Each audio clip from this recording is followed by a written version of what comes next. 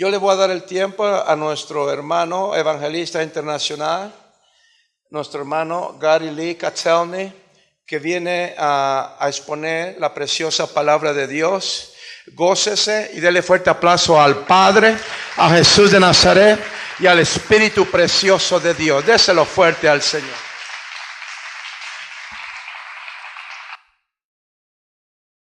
Gloria a Dios. Dios le bendiga, hermano. Dele fuerte ese aplauso al Señor, el que merece toda gloria, toda honra y toda alabanza. Dele gloria a Dios, dele gloria a Dios. Todo lo que respire, adore al Señor, adore al Señor. Oh, gloria a Dios, gloria a Dios. Un momento más, gloria a Dios, gloria a Dios. Con las manos, con los labios, gloria a Dios, gloria a Dios. Alabado su nombre. Bendito Dios, alabado sea su nombre. Qué hermoso es el Señor. Gloria a Dios, gracias Señor. Tome asiento. Antes que nada, gracias Pastor Melchor por la oportunidad, por la invitación. Para mí es un honor estar aquí compartiendo el 18º aniversario de la Iglesia El Buen Pastor. Somos amigos de varios años, el Pastor Melchor y yo, su familia, la hermana Laura, sus 17 hijos, 20 hijos. ¿Cuántos hijos tienes ya?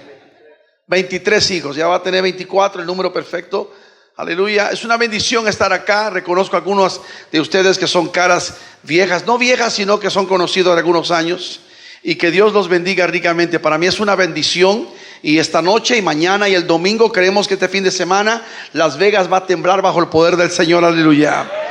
Qué lindo es el Señor. ¿Cuántos aman a Jesús? Gloria a Dios.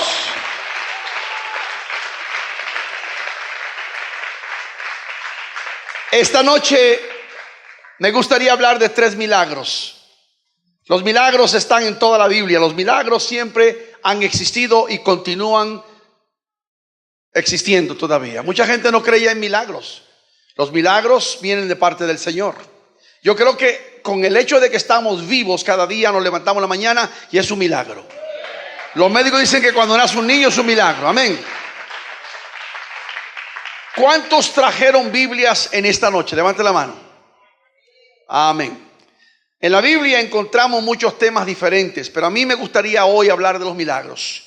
Si usted me pregunta a mí en esta noche que quién es el predicador que más ha bendecido mi vida, tendría que decirle que es el Señor Jesucristo. Porque en 45 años de ministerio han habido hombres que me han bendecido, que me han llenado, que me han edificado. Yo tengo algunos mentores que son de cerca y de lejos, de distancia. Pero para mí, al final del día, el predicador más extraordinario, más exuberante, más poderoso, más apoteósico que jamás el mundo ha conocido, tiene que ser mi amado Señor Jesucristo.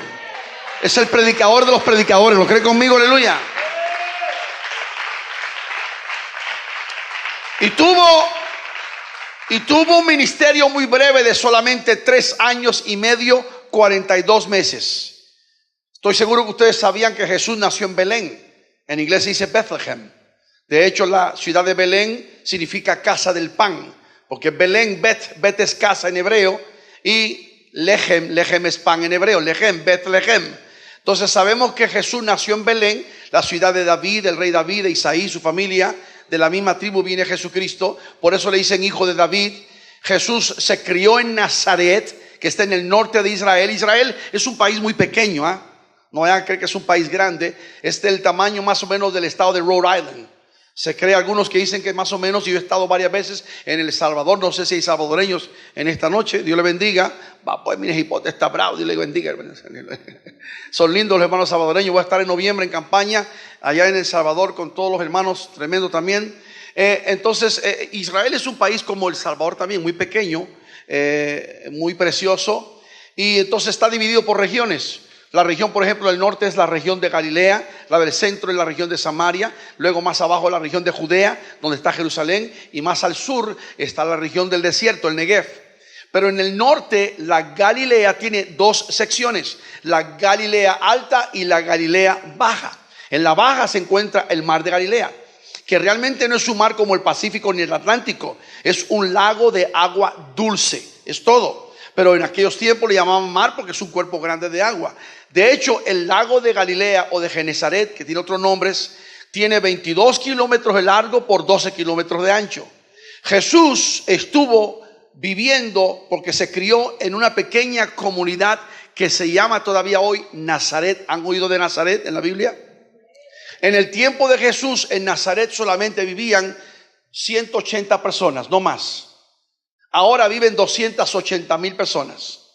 Y cuando Jesús cumple 30 años como estaba profetizado, se traslada de Nazaret hasta Capernaum. Y Capernaum está en la orilla de Galilea. Y la distancia exacta son 46 kilómetros o 29 millas. Y yo he recorrido esa distancia 1000 veces. Entonces Jesús no fue conocido hasta los 30 años. Nadie sabía de él. Realmente vivió completamente casi su vida en el anonimato. Y cuando nosotros vemos, por ejemplo, que se habla de los discípulos que fueron el Señor recogiendo, uno de ellos le dice al otro: ¿y podrá salir algo bueno de Nazaret? Porque en aquel tiempo Nazaret era como un pueblucho rascuache, como dicen en Puerto Rico, una ratonera de cantazo. No había nada importante en Nazaret. Pero sin embargo nadie sabía que lo más importante del universo estaba allí en la pequeña comunidad de Nazaret. Aleluya.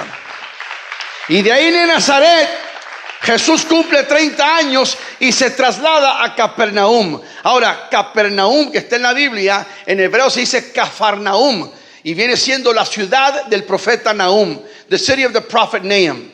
Y allí vivía Simón Pedro, vivía Andrés, Juan, Santiago. De hecho, vivía en esa misma región los 11 de los 12 discípulos de Jesucristo. El único que no vivía allí era el que lo traicionó, que se llamaba Judas Iscariote. ¿Y de dónde venía Judas Iscariote? De una pequeña comunidad que se llamaba Iscariot, que estaba a 30 minutos al sur de Jerusalén, en la región de Judea, cerca de Jericó.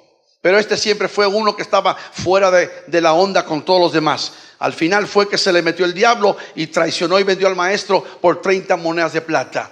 Pero tenemos que Capernaum era la residencia de Pedro. ¿Y qué pasa? Jesús se traslada a Capernaum y empieza a predicar la palabra. Y la gente empieza a conocerlo por toda la región. Y la mayoría de los milagros de Jesucristo los hizo rodeando el lago de Genesaret. Ahí en Capernaum hubieron muchos milagros. Ahí estaba la sinagoga judía atrás. Estaban otros pueblos como Betsaida, como Corazín, etc. Y Jesús iba y venía y donde quiera que iba caminando. El primer mensaje de Jesucristo como predicador oficialmente fue el Sermón de la Montaña, Mateo 5, 6 y 7. Donde trae comenzando las 9 bienaventuranzas o las éticas del reino de los cielos. Seguido por algunas otras instrucciones. El último mensaje del ministerio de Jesucristo fue Mateo capítulo 24. Todos lo hemos leído también, que es un mensaje profético que trata sobre el tiempo de la tribulación y del regreso de Jesucristo. Y este mensaje precisamente Jesús lo trajo sobre la cima del Monte de los Olivos, mirando frente la ciudad de Jerusalén. Pero Jesús siempre fue un predicador tremendo para trazar la palabra. Él predicaba, como yo siempre he dicho, preciso, macizo y conciso. Jesús predicaba cortito pero bueno, amén. Traía un mensaje que era rajatabla, pisacayo, torcetripa, tumbadiente, cortapelo, arrancanarices, triturintestino, mochadiablo, vete infierno y abacaba con malicia, gloria al Señor. Y tremendo para predicar Jesucristo, Mateo decía que cuando les predicaba con autoridad y no como los escribas. Porque en ese tiempo los líderes religiosos también ellos predicaban, pero nada como Jesucristo. Por eso todos dejaron de seguir a los religiosos y empezaron a seguir al grande de los grandes, al mero camaronero. Denle un fuerte aplauso al Señor en esta linda noche. Gloria a Dios.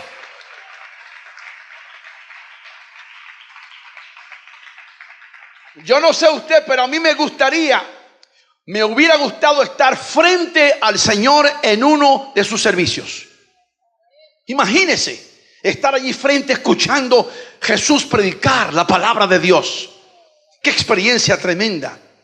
A veces usted dice: wow, escuché al pastor José Melchor que predica tremendo, es un siervo del Señor ungido.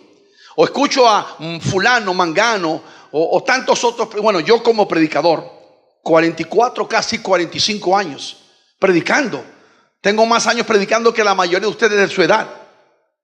Y empecé jovencito, los 15 años. Entonces yo he estado en campañas con G. Ávila 1000 veces, estuve. Jorge Rasky, Santo Dorville, Domingo Pilarte, Raimundo Eugenio Jiménez, en Centro Sudamérica. Conozco a toda esa gente tremenda, conocí en esos tiempos. Pero imagínate estar frente al maestro de Galilea, al hacedor de milagros y maravillas, al Señor de señores, al Rey de reyes, al Todopoderoso. Qué privilegio tan grande. ¿Cuántos alaban a Dios en esta linda noche? Qué privilegio tan grande. Wow. Y vean, Jesús cuando predicaba, Él predicaba a dos diferentes grupos. Él sabía, por ejemplo, que cuando le predicaba a un grupo no era lo mismo que al otro grupo. Por ejemplo, le predicaba a los pecadores. Y cada vez que Jesús le predicaba la palabra al pecador, jamás lo maltrató. Jamás tuvo una palabra áspera ni de condenación para los pecadores. La mujer samaritana, Zaqueo el publicano, los que estaban perdidos en las calles, Jesús jamás los maltrató. Extendió todas las cortesías y las consideraciones. Le extendió paciencia, misericordia, clemencia, piedad. Jesús tuvo mucho cuidado y cautela. ¿Por qué? Porque Él quería salvar a esa gente. Porque Él vino a salvar lo que se había perdido. ¿Cuántos alaban a Dios? Y el pecador por lo general no sabe nada. No conoce la verdad, está en tiniebla, está en oscuridad, está perdido. Pero en cambio, cuando Jesús le predicaba al otro grupo, los religiosos, ahí sí que todo cambiaba. La tonada era diferente. A estos los condenaba públicamente. Les decía a rabaleros, víboras, bandidos, hijos del diablo, ciegos y guías de ciegos. Porque se supone que los religiosos deberían de conocer, como América, que es una nación religiosa. ¿Tú crees que hay alguien en Estados Unidos que no conoce la palabra? En esta gran nación que fue fundada sobre principios judeocristianos, América conoce la palabra desde que viene al mundo naciendo la gente aquí en esta tierra. Es la tierra que más predicadores tenemos, más iglesias tenemos. Tenemos colegios e institutos teológicos. Tenemos televisión cristiana y muchos canales. Radio cristiana en todo donde quiera se oye la palabra. Concierto cristiano, campañas, cruzadas, seminarios, congresistas, etcétera. Hermano mío, nadie tiene excusa en Estados Unidos. La gente conoce la palabra. Si la gente en América vive como se le pega la gana, es porque quieren servir al diablo y no servir al Señor. Pero yo alabo a Dios en esta noche que hay un remanente que todavía ama a Jesucristo y ama la palabra y ama el evangelio. ¿Cuántos aman el evangelio? ¿Cuántos aman al Señor? Gloria a Dios.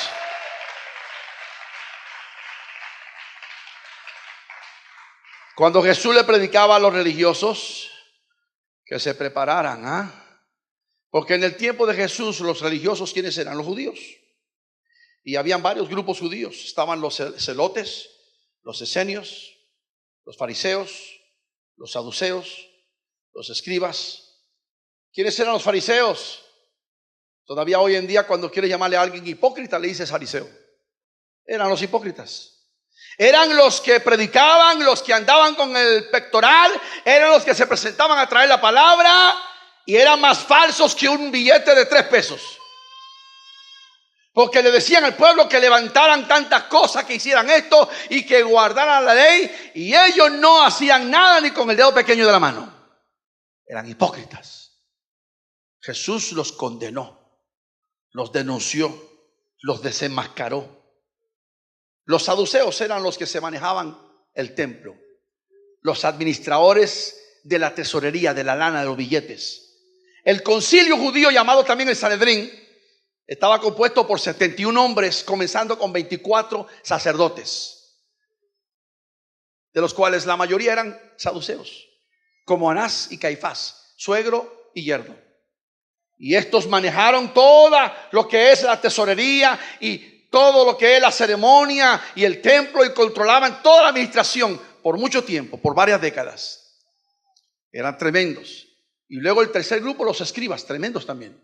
Y los escribas eran los intérpretes, los teólogos.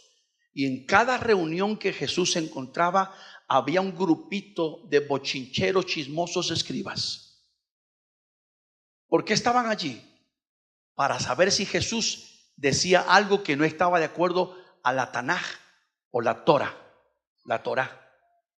Siempre buscando ocasión contra él, para llevar el informe al Sanedrín y decir, Jesús dijo esto y aquello. Y Jesús empezó a decir la verdad. El que me ha visto a mí, ha visto al Padre.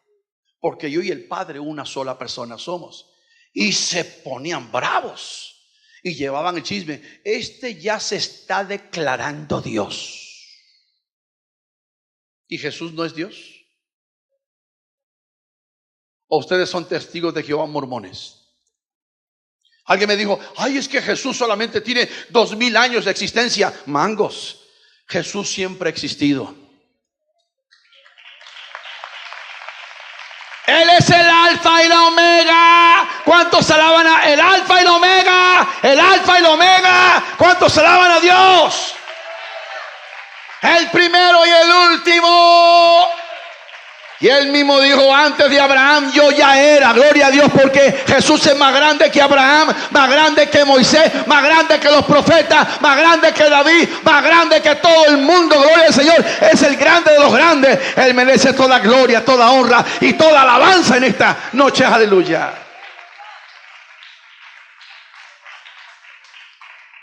Pero bueno, esto solamente es una introducción al mensaje. Porque si vamos a la Biblia, y ahora vamos a la Biblia, Marcos capítulo 2.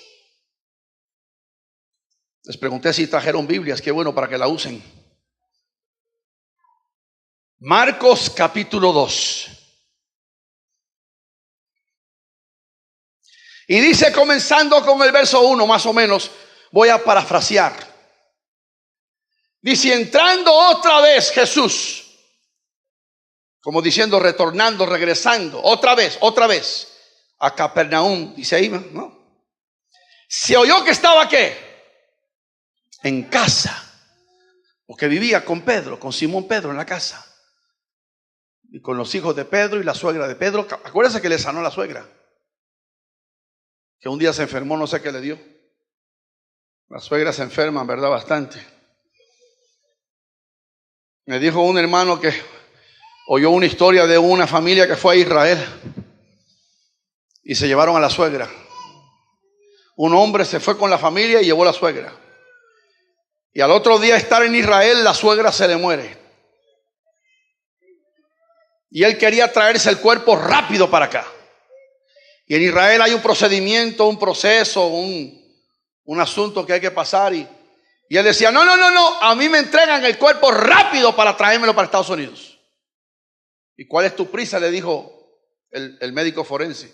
No, lo que pasa es que aquí, le dijo él, es que aquí resucitan a los muertos. Y quiero llevarme la suegra rápidamente para Estados Unidos. Entonces, Jesús vivía en Capernaum. Y dice que después de algunos días se oyó que estaba en casa, regresó. Y dice que había tanta gente que no cabía ni aún a la puerta. Y me gusta como dice, y les predicaba que la palabra. ¿Lo leen ahí? ¿Qué les predicaba? No les daba ideología, filosofía, saturología. Les daba la palabra. Si algo necesita América hoy, es palabra del Señor, aleluya. Esa palabra que llega y toca el corazón y penetra el alma y bendice, restaura, aleluya, levanta, prospera. Esa gloriosa palabra que sana, aleluya, que toca el alma, que libera la mente, es la palabra bendita. David decía, lámpara es a mis pies tu palabra, lumbrera a mi camino. ¿Cuántos alaban a Dios por su bendita palabra? Es lo que hoy necesitamos más, la bendita palabra, la palabra de Dios, aleluya.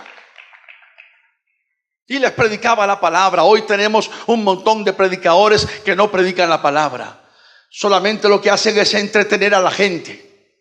Y algunos se la pasan 2-3 horas pidiendo dinero, hablando de los pactos y esto y lo otro, y hasta revelaciones personales, en vez de dedicarse a predicar la palabra. Hoy nosotros necesitamos que Dios levante un ejército de hombres y mujeres que se atrevan a predicar de nuevo la palabra. Esa palabra inconfundible, esa palabra santa, esa palabra divina, esa palabra gloriosa, esa palabra que no ha cambiado, porque Dios no ha cambiado. Él es el mismo de ayer, de hoy y para siempre. Dele palmas a Cristo en esta bendita noche.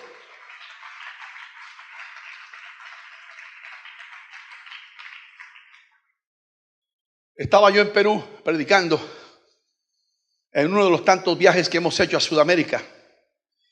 Y prendí la radio con el pastor, íbamos de camino a la campaña. Y durante 30 minutos escuché a un predicador hablar sobre lo largo o lo corto del pelo del hombre. Yo dije, no es posible. Está pagando tiempo en la radio, gastando media hora para hablar de lo largo o lo corto del pelo del hombre. Diciendo que el hombre tiene que tener el pelo bien corto, que la mujer tiene que dejárselo crecer bien largo. Ese no es el evangelio, perdón. Qué gastadera de dinero y de plata y de tiempo, de esfuerzo y de energía. Hoy tenemos predicadores que se van de un extremo al otro. From both spectrums, from one side to the other. Tenemos algunos que se van a ese extremo liberal, que todo permiten, que todo aceptan, que todo pasan, que todo lo patrocinan, que lo apoyan, porque son unos carnales, que son unos liberales, unos progresistas. Ellos se van hasta con el diablo, están sirviendo de ellos. Pero por el otro lado tenemos otros que se van al otro lado del extremo, que son más religiosos que Anás y Caifás, que todo es malo, y mantienen al pueblo bajo una represión espiritual, que si la gente levanta la cabeza al cielo, como que se siente pecado. Todo es malo, todo es malo. Diciendo que el pelo, que el hombre, que tiene que estar por arriba de la oreja y que no puede estar a media pulgada debajo de quién sabe qué. Yo dije, esto es una ridiculez, esto es absurdo. Yo dije, me gustaría hablar con ese bobo, con ese zopenco, para decirle que Jesús 2000 años atrás tenía el pelo hasta más abajo de los hombros, más largo que usted. Yo no estoy diciendo que el hombre se lo deje largo, no me malentienda, por favor, no es mi punto. I hope you don't misunderstand me tonight. I'm not talking about the size of how you cut your hair. Yo sé que estamos en otro tiempo. El problema de la iglesia, pastor Melchor, de muchos cristianos, millones de ellos, es que le falta antropología, cultura y enseñanza bíblica. Porque antropología es el estudio de las costumbres y los hábitos de los pueblos en diferentes épocas de la historia. La gente, por ejemplo, 4000 años atrás, en la época de Abraham, 3500 años atrás, la época de Moisés, vestían, caminaban diferente a nosotros. Por ejemplo, Deuteronomio capítulo 22, versículo 5, y la mujer no usará vestimenta de hombre, pero no menciona pantalón. Y por ahí se agarran algunos, pantalón. Si la Biblia ni siquiera menciona la palabra pantalón, porque el pantalón es una pieza de vestimenta que lo inventaron hace 400 años atrás. Perdóneme, pero hay gente que yo sé que se van a sacar de onda. Hermano, ¿qué está diciendo usted? Sáquese usted de esa cabeza religiosa o de esa cabeza liberal y trate de ser, hermano, exacto en la palabra. Por eso el profeta Oseas dijo, mi pueblo perece porque le falta ¿qué? Conocimiento. Por eso estoy hablando todo esto. Yo creo en la santidad, yo creo en el decoro, yo creo en el pudor, yo creo en la modestia, yo creo en todo esto. Es importante que la mujer ande como una sierva del Señor, el hombre ande como un siervo del Señor. Nosotros los hombres nos cortamos el pelo, es la costumbre, es bonito venir al Señor, la mujer su pelito largo y todo, pero por favor tratemos de comprender las cosas. Jesús predicaba la palabra. Aleluya. Y hoy tenemos demasiada gente. Tú prendes tu televisión y escuchas a fulano hablando media hora. ¿Qué dijo? No sé, pero habló de no sé qué y qué. No, y no predican la palabra. We need people who would preach the word of God. Que prediquen esa palabra que toca el corazón, que sana la mente, que restaure el alma, que restituye, que, aleluya, bendice el corazón del ser humano. Esa palabra, aleluya, que llega hasta los tuétanos del alma. ¿Cuántos alaban a Dios en esta hora? Esa palabra que produce fruto. Gloria a Dios. Gloria a Dios. Bellas palabras de vida. Y de tal manera que cuando Jesús les predicaba, la gente se quedaba cautivada oyendo ese mensaje. Ahora, por un momento en esta noche, contemple en la plataforma de su imaginación lo que se llevó a cabo, lo que tomó lugar allí en esa tarde, un martes a las 2 de la tarde, en la casa de Pedro. Jesús está predicando. La casa está llena. Y yo he estado allí en las ruinas de la casa de Pedro muchas veces. Y ahí caben más o menos de pie todos paraditos juntos, como unas 2,000, 3,000 personas. Ajá. Es más o menos del tamaño de este lugar, más grande. Todas las ruinas. Pero tomen en cuenta, ustedes están sentados, todos parados, así pegaditos como sardinitas. Están todos ahí abarrotando el edificio. Todo. Las ventanas. La gente está mirando por encima de otra gente arriba trepados. Están escuchando al Señor. No hay un solo micrófono, no hay amplificador, no hay nada. Pero un silencio, todos oyendo la voz del Maestro. Palabras poderosas. Y está Jesús como en medio mensaje. Y Jesús sabe lo que viene. Porque Jesús siempre sabe todo lo que está pasando. Si tú piensas por un momento que hay algo que toma a Jesús por sorpresa, te equivocas. Nothing takes God by surprise. Él conoce todo, tanto el pasado como el de ahora y como el mañana. Es más, es el que mueve todo. Ahí entramos a la doctrina de la soberanía de Dios. La gente dice, ay, pero ¿por qué me pasó esto? Romanos 8:28, sabemos que a los que aman a Dios, todas las cosas les ayudan a bien conforme al propósito que han sido llamados. Todo está en el propósito de Dios. Tú no lo entiendes, yo no lo entiendo, pero Dios tiene un propósito. Él está haciendo algo, my brother. Él está haciendo algo. Dios está procesando esta iglesia. El buen pastor, 18 años, maravillosa celebración, 18º aniversario. Una iglesia bendecida, poderosa, aleluya, que ha sido, aleluya, un instrumento para tocar mucha gente en los últimos años aquí en Las Vegas, Nevada. Y tú que estás aquí de visita o tal vez eres miembro, no entiendes por qué pasan cosas. Dios está en control de todo. Jesús sabe lo que está pasando. Y Jesús está predicando. Y de repente, cuando leemos ahí en Marcos capítulo 2, aparecen 4 hombres que vienen tarde a la reunión. Y vienen trayendo un paralítico en un lecho. ¿Qué te parece? 4 hombres y traen a un hombre paralítico. Y cuando hemos estudiado este incidente, descubrimos que posiblemente era un cuadrapléjico, una persona que no tenía ningún movimiento. Ahora, yo estoy completamente casi seguro que el que traían en el lecho era un gordo. ¿Por qué se ríen? Lo traían 4. Una persona de peso normal con 2 es suficiente, ¿no? ¿Los traían cuántos? My God, the guy had to be a little fat. Lo traían 4. ¿No es cierto, hermano Laura? 4 lo traían. I mean, hay algunos que necesitan 6, 8 personas para cargarlo. Pero 4. Llegaron tarde a la reunión. Y cuando llegaron, vieron tanta gente y digo, wow. ¿Y ahora qué hacemos? Y no se podía meter por ningún lado, estaba todo lleno. ¿Y qué hicieron? Se metieron arriba al techo de la casa. Ahora, el tema de la predicación hoy son 3 milagros. ¿Cuántos milagros? Se suben los 4 con el gordo al techo, arriba. Y ahí es donde viene, hermano y hermanas, señoras y señores, ahí es donde Dios se manifiesta y llega el primer milagro.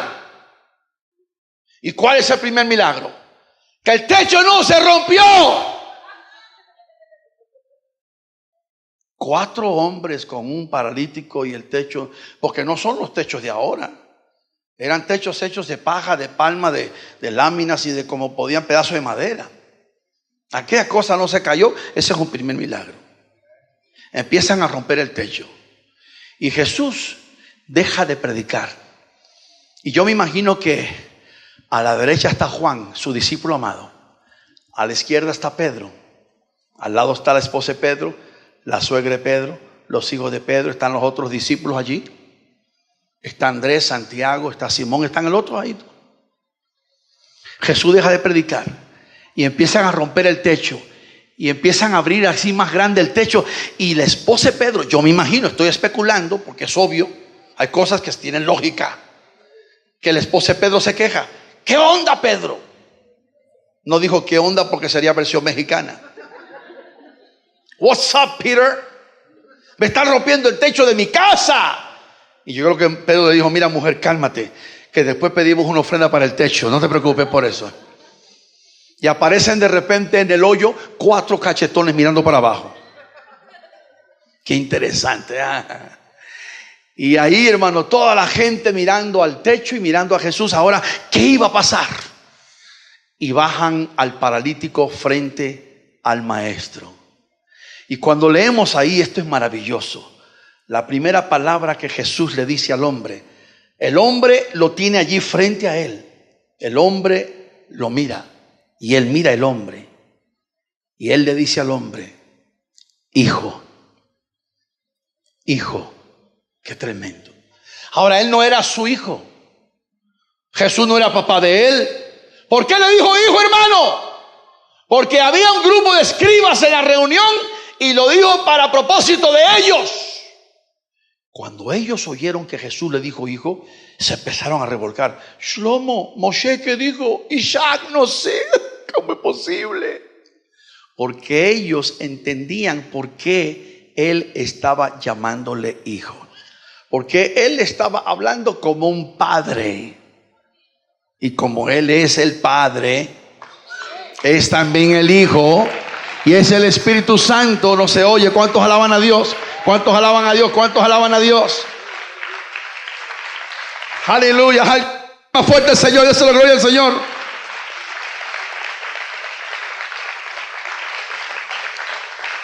Y Jesús le dijo, hijo. Y le queda mirando. Yo me imagino que sería maravilloso. El hombre tirado en aquel lecho por años, ningún movimiento, y Jesús lo mira con ternura. Ahora, Jesús había hecho muchos milagros. Jesús había sanado mucha gente. Jesús era ya famoso rodeando todo el mar de Galilea. Jesús ya tenía un conocimiento tremendo. Pero Jesús le dice, hijo, y la gente está esperando que Jesús lo sane. Pero Jesús no lo sana todavía. Jesús le da el segundo milagro. Le dice, hijo, tus pecados te son ¿qué? Perdonados. La gente no entiende lo profundo, lo grande, lo gigante, lo inmenso que es esto. This is incredibly powerful. This is wow. This is the greatest thing that any human being can ever receive. Forgiveness. Esto es tremendo. Jesús le está diciendo, hijo, tus pecados te son perdonados. Cuando él dijo tus pecados te son perdonados, ahí sí que casi les da un infarto y un derrame cerebral a los escribas que estaban en la reunión, porque ellos sabían como teólogos y exégetas de la ley que el único que perdona pecados es Dios. Y ahí es donde él se estaba finalmente declarando de nuevo como Dios. Y yo quiero de una vez reafirmarle a usted que Jesucristo es Dios. Porque en Génesis, cuando dice Dios, hagamos al hombre a nuestra imagen y semejanza, no estaba hablando solamente Jehová de los ejércitos. Dice hagamos, estaba hablando el Dios Padre, el Dios Hijo y el Dios Espíritu Santo. Y cuando leemos en Juan dice, y son 3 los que dan testimonio en el cielo, el Padre, el Hijo y el Espíritu Santo, y los 3 son uno. ¿Cuántos alaban a Dios en esta hora por Jesucristo? Jesucristo era, es y será siempre Dios. Aleluya. A su nombre sea la gloria. Tus pecados te son perdonados. La gente se quedó allí mirando, wow. Y luego número 3 viene el tercer milagro. Y para que sepan que el Hijo del Hombre tiene toda autoridad tanto en el cielo como en la tierra. Y volteó al hombre y le dijo 3 cositas. Número 1, le dijo levántate. Y así como se lo estoy diciendo a usted que está registrado en Marcos capítulo 2, aquel gordo que tenía años tirado en el lecho, así como los Transformers, cada tejido, músculo, nervio, hueso, cada se levantó completo y quedó completamente bendecido. ¿Cuántos alaban a Dios? ¿Cuántos alaban a Dios? ¿Cuántos alaban a Dios? ¿Cuántos alaban a Dios? ¿Cuántos saben que Dios es grande, grande, grande, grande, grande, grande, grande? Gloria a Dios, grande, gloria a Dios, aleluya. Le dijo ahora toma tu lecho. Y mucha gente diría, pero ¿para qué le dijo el Señor que tomara su lecho? Si la gente después de tantos años encima del lecho, ¿quién quiere andar con el lecho? Jesús tenía un propósito.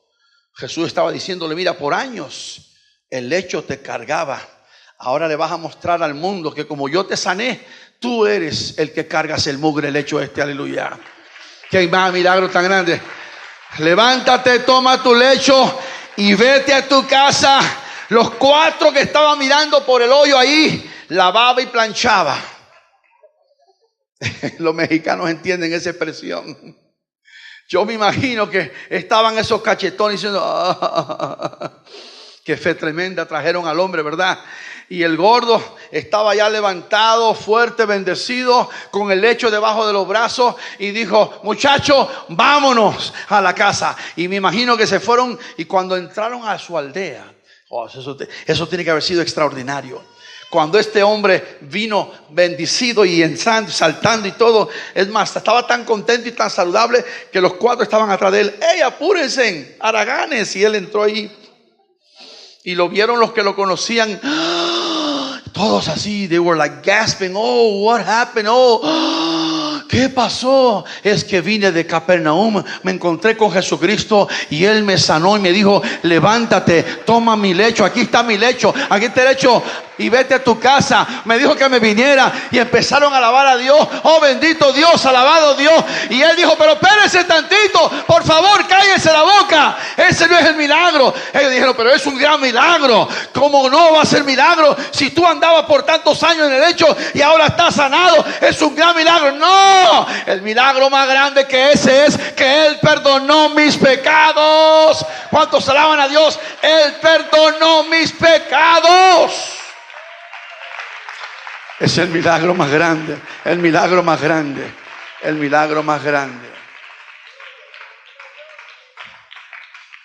Vea, Señor te puede sanar de la diabetes, de la alta presión, de cáncer, de ceguera. Destapa tus oídos. Te hace sano de la cabeza hasta los pies. Él sana. Él es el hacedor de milagros y maravillas. Pero no hay un milagro más grande. 3 milagros. El más grande es que perdonó nuestros pecados. El pastor Melchor platicaba y testificaba que lo más grande fue cuando oraron por él y él entregó su vida a Jesucristo y cuando recibió el perdón de sus pecados. No hay nada más grande. No existe un milagro más grande en la tierra, en el universo, que el perdón de nuestros pecados. Y por eso estamos agradecidos cada momento, cada día, cada hermoso el momento. Hay que alabar a Dios, alabe a Dios, alabe a Dios, alabe a Dios por ese maravilloso momento que Él nos ha perdonado.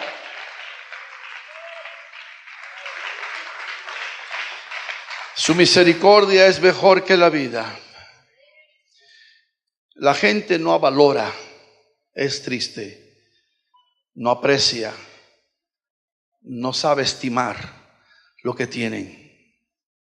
El perdón de pecados es lo más grande. Algunos están enfrascados en el dinero, en la prosperidad económica. Otros en que, bueno, ahora estoy mejor, tengo trabajo. Tengo esto, tengo... Esas son bendiciones grandes, pero ni se comparan a que hemos sido perdonados. Perdonados.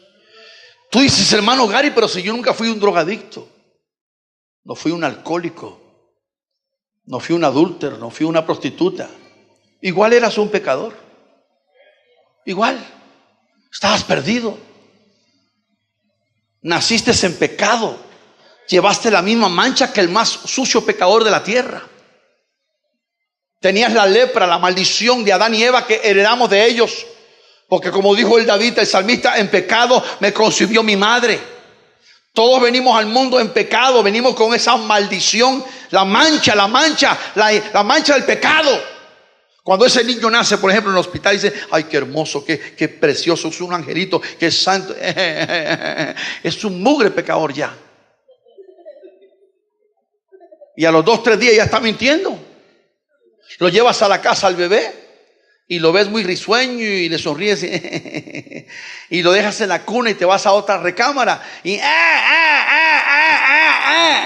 y vienes corriendo hecho la mocha para ver qué pasó con el niño y lo ves y ya te está mintiendo otra vez.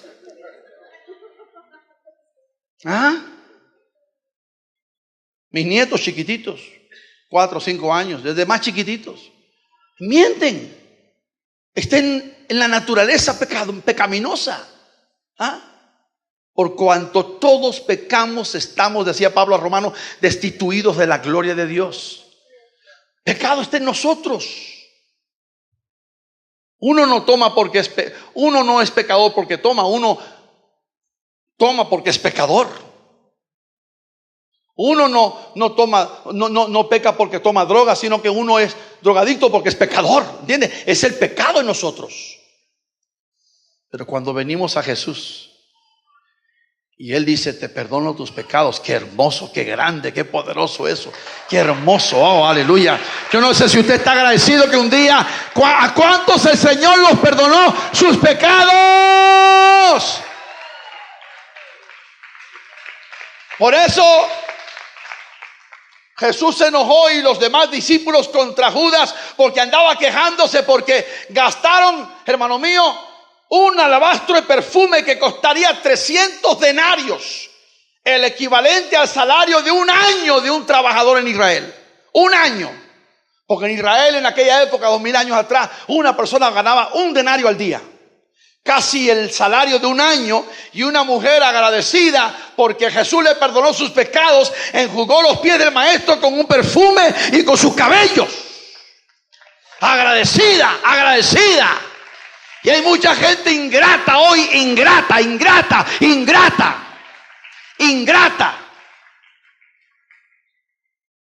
Hay mucha gente que Dios trajo aquí a Las Vegas, de México, de Guatemala, de El Salvador, Honduras, de Centroamérica, Sudamérica, y que Dios les ha traído salvación, bendición. Pero ¿qué pasó? Algo sucedió. Se descarriaron, se desbalagaron, se apartaron. Son unos ingratos. No valoran el perdón que Dios les ha dado, la misericordia.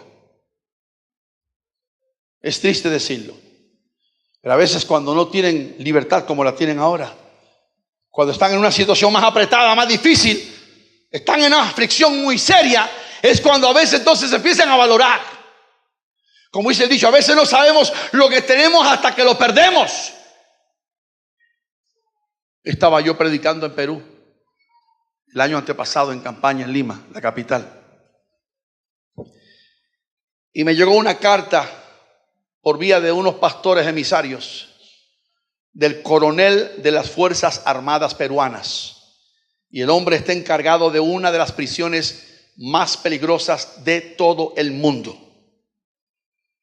Se llama la prisión de Lurigancho. Hace 7 u 8 años, de las 3 prisiones más peligrosas del mundo estaban Teherán, Irán, Norte Corea y esta prisión en Lima que se llama Lurigancho. Fue hecha hace mucho tiempo atrás para 3,000 hombres y hay más de 10,000 presos adentro. Están todos los sicarios más terribles de Sudamérica, los cacos de las drogas, los peores de los peores, violadores, asesinos, los más terribles criminales que hay. Y yo no me imaginé nunca una prisión como era en esos lugares. Aquí las prisiones están diferentes, controladas y manejan a la gente por diferentes celdas. Allí no, es una ciudad dentro de otra ciudad. Ahí entra la gente y están todos ahí. El que quiere salir lo matan. Ahí cada quien tiene que salvarse por su pellejo. Y por años aparecían cadáveres todos los días tirados por donde quiera. Me dice, coronel, Pastor Gary, queremos que usted venga a predicar aquí hasta la prisión. Le dije, con mucho gusto. Preparamos, fue conmigo un congresista, fuimos con varios pastores, y así como estoy vestido me fui, entré, ni siquiera me revisaron, ya venía yo con las cartas del gobierno. Entramos a la prisión, nos estaban esperando, había un grupo, una delegación de cristianos dentro de la prisión, porque aunque usted no lo crea, adentro de la prisión hay una iglesia. Tremendo eso. Dentro. Y hay pastores adentro, pulgando sentencias de 30 y 40 años.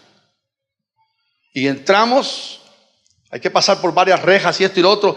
Le digo honestamente que yo sentí un poquito, a little weird. Yo dije, ojalá que después de cada vez que yo entre me permita salir otra vez por todas esas rejas. Es nariz, me choré. Porque pasé por una y otra y otra. No me revisaron ni nada, pero eso sí, cerrando. Uy, muchas puertas atrás. Y finalmente entré. Y el auditorio se llenó. Había como unas 1000 personas. Y me dice un pastor, no de adentro, de afuera, que iba conmigo: hermano, dale palo a esa gente. Dale palo. ¿Cómo que de palo? Sí, dale duro. Esos son unos pecadores, hijos del diablo, cacos de la droga, sicarios, violadores. Dale duro. Le dije: Señor, ¿qué quieres que yo predique?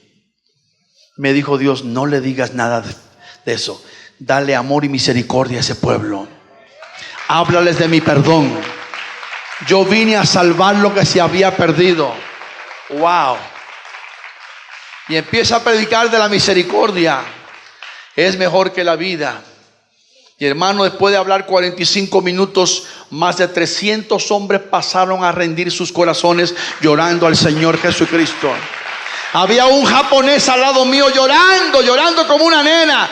Decía: hermano Gary, ore por mí. Yo tengo ya 15 años y me faltan todavía 20 más, porque yo maté a 2 hombres porque ellos amenazaron a mi hijo. Llegó conmigo un juez, un señor muy conocido. Era juez grande ahí, está por 20 años por corrupto. Varios sicarios, increíble, llorando. Yo digo, esa gente Dios quiere salvarlos. Dios es un Dios de misericordia, de misericordia. A veces nos falta misericordia a los cristianos.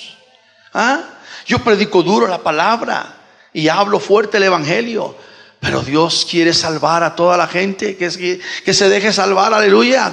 Y en esta noche estamos hablando del milagro más grande, que es la misericordia, el perdón de Dios. ¿Cuántos alaban a Dios? ¿Cuántos alaban a Dios? Aleluya. El perdón de Dios nos da libertad, nos da vida eterna, aleluya. El perdón de Dios nos da paz, nos da esperanza. Ese perdón es maravilloso.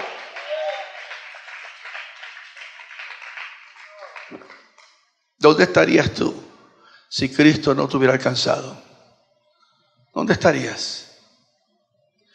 Yo siento en mi corazón que hay algunos de ustedes que están tambaleándose, o ya están más allá de lo que están acá. Y Dios los ha traído esta noche para enderezarlos, para volver a refugiarlos debajo de la sangre de Cristo, bajo su misericordia. Nadie te ama como te ama Dios. Nadie. Juan Gabriel murió hace ¿qué? Unas 2-3 semanas atrás. Un mes atrás. A mí me chocó. Me cayó mal. Me dio coraje. Montón de evangélicos religiosos. Se fue al infierno el homosexual, el gay. ¿Era gay? ¿No era gay? Yo no sé, no me consta. Afeminado sí era. Yo sé de sus declaraciones. Todos lo hemos visto. Él dice que él creía mejor en él, en la gente, que en Dios y todo lo que él dijo. Pero yo, personalmente, Gary Lee, estuve con él 2 veces. Viajé en avión, al lado mío. Yo le oré con él. Le compartí la palabra y el evangelio. Siempre fue respetuoso conmigo y amable. Y aceptó lo que le dije. En el último momento que le está dando un infarto en California, ¿qué sabemos nosotros si en ese momento le está dando ese dolor? Él dice: Señor, ten misericordia, sálvame. Es todo lo que se necesita. Pero ¿te das cuenta qué fácil la gente condena? Jesús estuvo en medio de 2 ladrones. No hubo tiempo de bautismo, de iglesia, servicio, de nada. Pero uno de ellos dijo: acuérdate de mí. Ese es un momento de clamor: acuérdate. Jesús le dijo: hoy mismo estarás conmigo en el paraíso. Su misericordia es grande.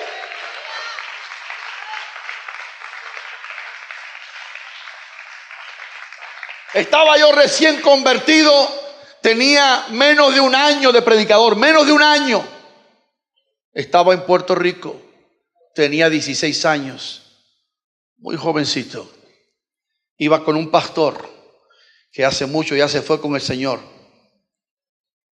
Herminio Ojeda, nunca me olvido del nombre de él, un hombre alto, grande, fue un gran amigo mío. Su esposa todavía vive, es una tremenda abogada en Puerto Rico. Íbamos rumbo a una campaña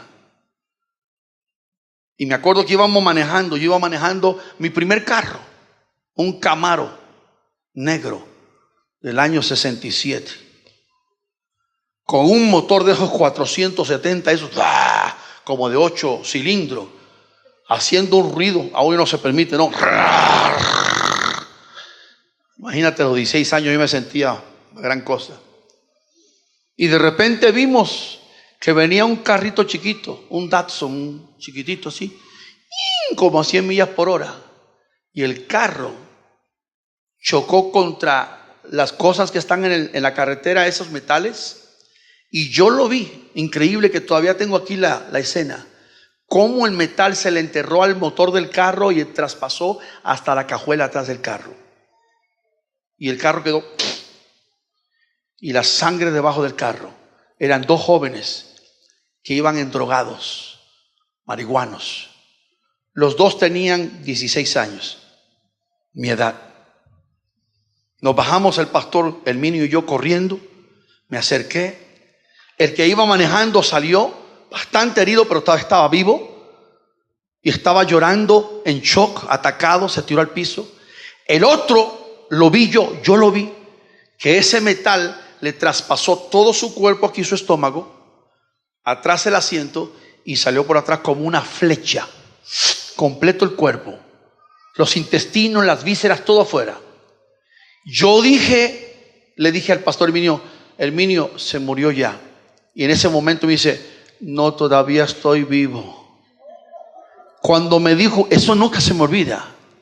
En ese momento lo tomé, la mano que tenía allí, le dije, joven, acepta a Cristo, ahora mismo agárrate, yo voy a orar contigo, te voy a llevar a la presencia del Señor, ahora mismo, clama a Jesucristo. Jesús te ama y te salva. Jesús es el Salvador, Él tiene misericordia de ti, Él te da el perdón de pecados. Y dijo, acepto a Jesús, Jesús perdona, Jesús perdona, Jesús. Y ahí se fue. Su alma se fue allí mismo. Su alma se fue allí mismo. Su alma se fue allí mismo. La misericordia de Dios es grande. El asunto es que lo puedas alcanzar a tiempo. Hace unos días estuve unas semanas con unos amigos de muchos años allá en Pensilvania. El hermano Joaquín Herrera es amigo mío, su esposa se llama Anita Herrera, son de México. Y la hermana Anita trabaja en un lugar donde están viejitos, puros viejitos, de 90, de 100, 105 años. Ella todas las semanas se le mueren sus viejitos. Le digo, ¿tú tienes un ministerio? Y dice, sí, Galilí, tengo un gran ministerio. Porque cada vez que está el código Blue Code y que me llaman a mí porque saben que yo voy a llevarla al viejito que se vaya con el Señor. Mi ministerio tremendo. Pero esta noche tú no estás viejito. Y espero que no te esperes hasta que te caiga un camión encima, ocurra algo trágico. Dios te trajo porque te ama, porque quiere que tú alcances la misericordia. Pase mi hermano, por favor, con esa guitarra. ¿Dónde se me fue mi hermano? Se me peló. Ahí está. Pero escuche bien esto. 3 milagros. El milagro más grande es el perdón de los pecados. ¿Cuántos quisieran tener el perdón de pecados en esta noche? Póngase de pie, por favor. Póngase de pie. Todo lo que hay dentro de mí necesita ser cambiado, Señor. Hay que decirle al Señor que nos renueve. Podemos decirle esta noche, si vienes aquí a este altar, renuévame, Señor, renuévame. Y el Señor lo va a hacer, porque su misericordia es mejor que la vida. Escúcheme bien, no quiero que salgas de este auditorio sin el toque de Dios. No quiero que te vayas a tu casa sin una oración de fe. Es el milagro más grande. Y vamos a hacer 2 oraciones. Vamos a orar por aquellos que quieran el perdón, y después vamos a orar por los que están enfermos, que están cautivos, que están encadenados. El Señor vino a libertar a los cautivos y a traer bendición y sanidad también. Pero habrá alguien en esta noche que diga: hermano Gary, yo quiero el perdón de Dios. ¿Habrá alguien?